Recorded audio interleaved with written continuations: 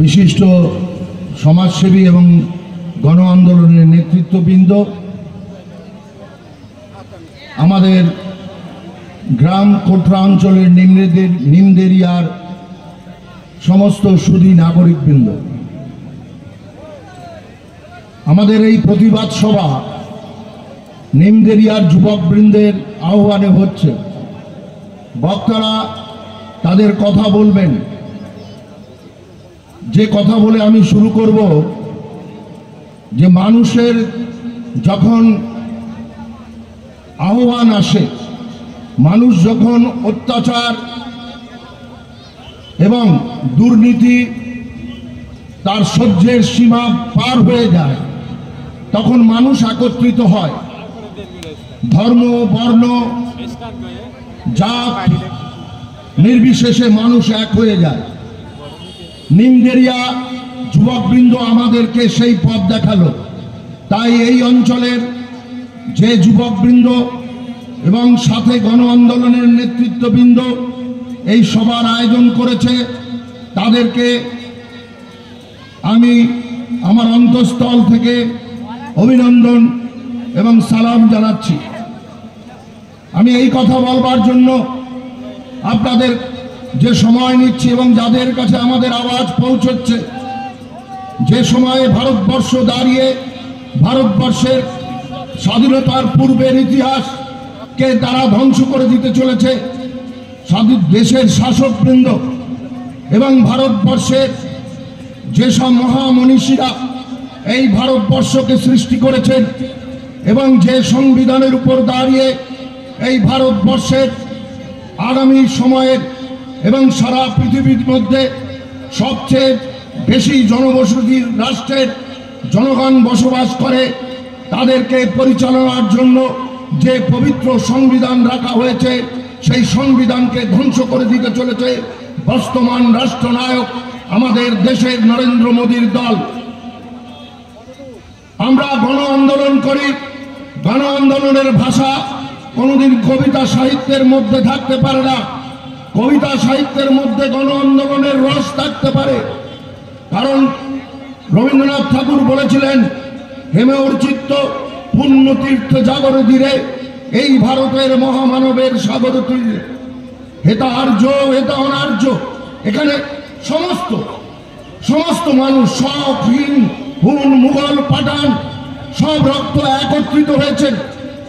আমি এই প্রসঙ্গে আমার দেশের একজন বিশিষ্ট আইনজীবী তথা একজন গণ আন্দোলনের বিশিষ্ট নেতা, বাম নেতা শ্রী বিকাশ রঞ্জন ভট্টাচার্যের কয়েকটি কথা আমার না বললেই নয়।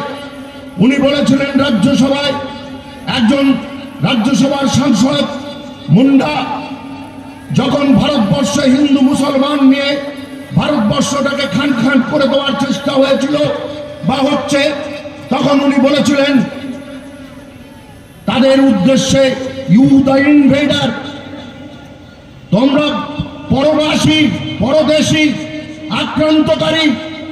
আমাদের ভারতবর্ষে হিন্দু মুসলমান নেই। আমরা ভারতবর্ষে প্রকৃতির পূজা করি। আমাদের ভারতবর্ষে বহু রক্ত এক হয়ে গেছে। আমরা ভারতবর্ষে বর্ণ, রং, জাত দিয়ে ভাগ করতে পারি না। সকলের জন্য ভারতবর্ষের সংবিধান রচনা হয়েছে, যে সংবিধানে পরিষ্কার করে বলা হয়েছে, we the people of India, আমরা ভারতবাসী। এই সংবিধানকে স্বীকৃতি দিলাম যে ভারতবর্ষের সংবিধানে ভারতবর্ষ একটি সার্বভৌম রাষ্ট্র, ভারতবর্ষ একটি গণতান্ত্রিক রাষ্ট্র, ভারতবর্ষ একটি প্রজাতান্ত্রিক রাষ্ট্র, ভারতবর্ষ একটি ধর্মনিরপেক্ষ রাষ্ট্র। এবং সর্বশেষে বলা হলো, we are going to be a socialistic country, এবং যেটা পরবর্তীকালে আমাদের ভারতবর্ষের প্রিএম্বেল বা প্রস্তাবনায়, সংবিধানের প্রস্তাবনায় তাকে যুক্ত করা হলো, ভারতবর্ষ সমাজতান্ত্রিক রাষ্ট্রের দিকে যাবে। আমরা ভারতবর্ষের নাগরিক। আজকে ভারতবর্ষকে যেভাবে খণ্ডিত করার চেষ্টা হচ্ছে, ভারতবর্ষের আজকে যে অবস্থা, পাহেলগাঁয়ে পর্যটকদের জায়গা। আমি সেখানকার যারা পর্যটকদের বহন করে নিয়ে চলে, যারা শিকারা চালায়, যারা অটো চালায়, যারা গাইড, তাদের কয়েকজনের কথা না বললেই নয়। যখন দুর্বৃত্তকারীরা ওই পাহেলগাঁয়ের সুন্দর মনোরম স্বর্গীয় কাশ্মীরের পরিবেশে 26 জন পর্যটককে হত্যা করল, সেই হত্যায় বাঁচাতে গিয়ে অন্য ধর্মের মানুষ রাইফেল কেড়ে নিয়ে বাঁচাতে গিয়ে তাকেও হত্যা করা হলো। সেই জায়গায় দাঁড়িয়ে সেই পাহেলগাঁয়ের যারা পর্যটকদের সাহায্যকারী, তারা দুঃখ করে বলেছিল, আমরা এই পর্যটকদের থেকে আমরা যে সাপোর্ট পাই, সমর্থন পাই, সাহায্য পাই, আমাদের যে আয় হয়, সেই আয় দিয়ে আমাদের খানদান তৈরি হয়েছে। আজকে ভারতবর্ষে এবং কাশ্মীরের সবচেয়ে দুঃখের দিন। এই ভারতবর্ষে দুঃখের দিনে আজকে আমরা এই পাহেলগাঁয়ের যারা পর্যটক এসছে তাদেরকে আমরা সাহায্য করব। আমরা বিনা পয়সায় এয়ারপোর্ট, রেল স্টেশন, যেখান থেকে বাস যায় তাদেরকে পৌঁছে দেব। সাংবাদিকরা জিজ্ঞাসা করেছিল, তাহলে আপনাদের পয়সা কোথায় যাবে? বললেও হিন্দি ভাষায় বলেছিল যে এদের কাছ থেকেই আমাদের খানদান এক বংশ পরম্পরায় আয় করেছে, সেই আয় দিয়েই আমার বংশ তৈরি হয়েছে। আজকে আমি তার জন্য খিদমত করব, তাকে সাহায্য করব। এটাই ভারতবর্ষ। আর আরেকদিকে ভারতবর্ষের নকদন্ত বার করে ভারতবর্ষের শাসকরা, ভারতবর্ষের যারা সেনাবাহিনী, তাদেরকে নিজেদের রাজনৈতিক দলের ক্যাডার তৈরি করে তাদের থেকে কৃতিত্ব নেওয়ার চেষ্টা করছে। আর বামেরা এবং যারা প্রগতিশীল, তারা যখন এখানে কথা বলতে যাচ্ছে তাদেরকে পাকিস্তানি বানিয়ে দেওয়া হচ্ছে। একটা সম্প্রদায়ের মানুষকে পাকিস্তানি বানিয়ে দেওয়া হচ্ছে। এ কোন ভারতবর্ষ? আজকে 21 শতাব্দীর শেষ জায়গায় এসে যখন এইখানে এই যে এত ইউটিউবার আছে, এই ইউটিউবারদের হাত ধরে সারা পৃথিবীর মধ্যে কাছে আমাদের বক্তব্য পৌঁছে যায়, সেই কথা চিন্তা করে দেশের শাসক আমরা কি দেখলাম? যখন পাকিস্তানের বিরুদ্ধে যে বাহিনী অ্যাটাক করলো, সেখানে সুফিয়া কুরেশি এবং বন্যা সিংকে তারা ব্যবহার করলো।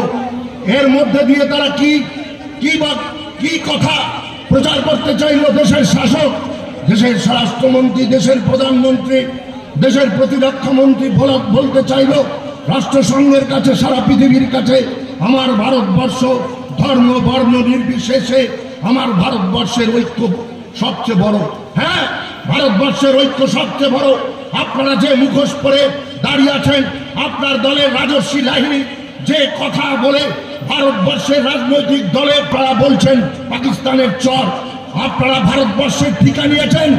আরএসএস এর দলের কজন লোক ওই আন্দামান সেলুলার জেলে যে শয়ে শয়ে যাদেরকে বন্দি করে রাখা হয়েছিল, যাদেরকে হত্যা করা হয়েছিল ফাঁসির কণ্ঠে, যারা বন্দে মাতরম গানকে যারা নিজেদেরকে উৎসর্গ করেছিল, আজকে নিন্দেরিয়ার মাঠে ভারতের জাতীয় পতাকা উত্তোলন করে এখানে বার্তা দিয়েছে যে ভারতবর্ষের ঐক্যের মধ্যে আমরা বেঁচে আছি, এই ঐক্য থাকবে।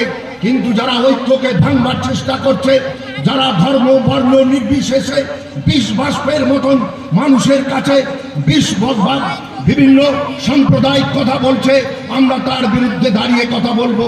ওয়াকফ নিয়ে কেউ কেউ বলেছেন, আরো বলবেন। আমি শুধু দুটো কথা বলে শেষ করব, কারণ অনেক নেতৃত্ব এসছেন। এই কথা বলে শেষ করব, আমরা এই কোটরা গ্রামে, আমি এখানে আরো সভা করে গিয়েছি, আমরা আরো সভা করব। আমি কোটরা এখানকার মানুষ অত্যন্ত সচেতন মানুষ। আমি বিশ্বাস করি এই কোটরা গ্রামে এখানে কৃষিজীবী মানুষ আছে, জেলে সম্প্রদায়ের মানুষ আছে, এখানে শ্রমিক সম্প্রদায়ের মানুষ আছে। বর্তমান প্রজন্ম ব্যবসা এবং বিভিন্ন উৎপাদনমূলক কাজে লিপ্ত হয়েছে, তারা সারা পৃথিবীর খোঁজ রাখে। আমরা তাই তাদের কাছে বলছি, আসুন কোনটা সাদা কোনটা কালো বুঝে নিন। আপনারা দেখতে পাচ্ছেন 2014 পর থেকে এই 2025 পর্যন্ত ভারতবর্ষের শাসন ব্যবস্থার মধ্যে দিয়ে ভারতবর্ষকে যেভাবে খণ্ড করার চেষ্টা হয়েছে, আর পশ্চিমবঙ্গে ওই ভারতবর্ষের শাসক গোষ্ঠীর ছোট দালাল যারা শাসন করছে, তারা কি বলছে? আজকে ওয়াকআফ নিয়ে এখানে কোনো আন্দোলন করতে পারবেন না, এখানকার মুখ্যমন্ত্রী বলছেন। তার জন্য আমি তৃণমূল ভাইদের কাছে আমি আহ্বান করব, আপনি কি তাই সেই কথা বলবেন? একটা ধর্মের একটা সম্পদ, যে সম্পদ কোনো রাষ্ট্র দেয়নি, কোনো কেউ ধর্মের জন্য দিয়েছে, দেশের উন্নয়নের জন্য দিয়েছে, তার মধ্যে তারা হাত বাড়িয়েছে। যেভাবে হাত বাড়িয়ে সমস্ত সম্পদগুলো আম্বানি আদানির মাধ্যমে ভারতবর্ষকে বিক্রি করে ধর্মের সম্প্রদায়ের সম্পত্তি দখলের চেষ্টা হচ্ছে। কালকে অন্য ধর্ম সম্প্রদায়ের সম্পদকে ওরা হাত দেবে। আজকে আম্বানি চলে গেছে সৌদি আরবে, সেখানে ট্রাম্প আসছে। ট্রাম্প হচ্ছে সাম্রাজ্যবাদের প্রতিভূ, আর আম্বানি হচ্ছে বর্তমান দেশের শাসকের আমরা বলি জোড়া যমজ সন্তানের একজন। তাকে পাঠিয়ে দিয়েছে ভারতবর্ষের সম্পদ তাদের কাছে লুট করবার জন্য দিয়েছে। আর এই খেটে খাওয়া গরিব মানুষ, ভারতবর্ষের কৃষিজীবী, ভারতবর্ষের এই সনাতন মানুষ, এরাই সনাতন, যারা চিরন্তন, যারা এই মাটি থেকে পয়দা হয়েছে, এই মাটিকে যারা জান দিয়েছে, এই মাটিকে রক্ষা করবার জন্য যারা এই দেশে যুগ যুগ ধরে তাদের খানদান ধরে বসে আছে, তাদেরকে আমি সালাম জানাই। আজকে তাদের মধ্যে দিয়ে নতুন করে আন্দোলন তুলে আনতে হবে। যারা ভুল বুঝে মিথ্যা কথার মাধ্যমে আরো মিথ্যা কথা আসবে, বিভিন্ন সাংবাদিক মাধ্যমে সব জায়গায় মিথ্যা প্রমাণ হচ্ছে। বিজেপির আইটি সেল একটা ফেক সেলে পরিণত হয়েছে, কোনো জায়গায় প্রমাণ করতে পারছে না, এমনকি সুপ্রিম কোর্টেও তারা তিরস্কৃত হয়েছে, ধিক্কৃত হয়েছে। আমরা তাই বলতে চাই, বন্ধু, তুমি তোমার চোখ দিয়ে কান দিয়ে তোমার পিতৃপুরুষ তোমার মাটিতে বসে তুমি যে শিক্ষা পাচ্ছ, সেই শিক্ষার মধ্যে দিয়ে এই ভারতবর্ষের যে ইতিহাস রচনা করা আছে, হিন্দু মুসলমান শিখ ইসাই তাদের রক্তের খুন দিয়ে এই ভারতবর্ষের মাটির প্রতিটা ভূমি তৈরি হয়ে আছে, ভারতবর্ষের সম্পদের প্রত্যেকটা সৌধ তৈরি হয়ে আছে। এই সৌধকে রক্ষা করতে হবে, ভারতবর্ষকে রক্ষা করতে হবে। এই প্রতিজ্ঞা নিয়ে, এই ভালোবাসা নিয়ে, এই ঐক্য নিয়ে এই আমরা এখানে আজকে মিলিত হয়েছি। অন্য বক্তারা আরো কথা বলবেন, সবাইকে আমি আমার অন্তর থেকে অভিনন্দন জানিয়ে আজকের এই যে প্রতিবাদ সভা, এর মধ্যে দিয়ে আমি বলতে চাচ্ছি, ভারতবর্ষের সমস্ত মানুষ এক হও, ধর্ম বর্ণ নির্বিশেষে। আর যারা ভারতবর্ষকে ধ্বংস করতে চায় তাদেরকে আলাদা করে দাও। আজকে সাধারণ মানুষ এক হয়েছে। সবাইকে সালাম অভিনন্দন জানিয়ে আমি আমার বক্তব্য শেষ করছি।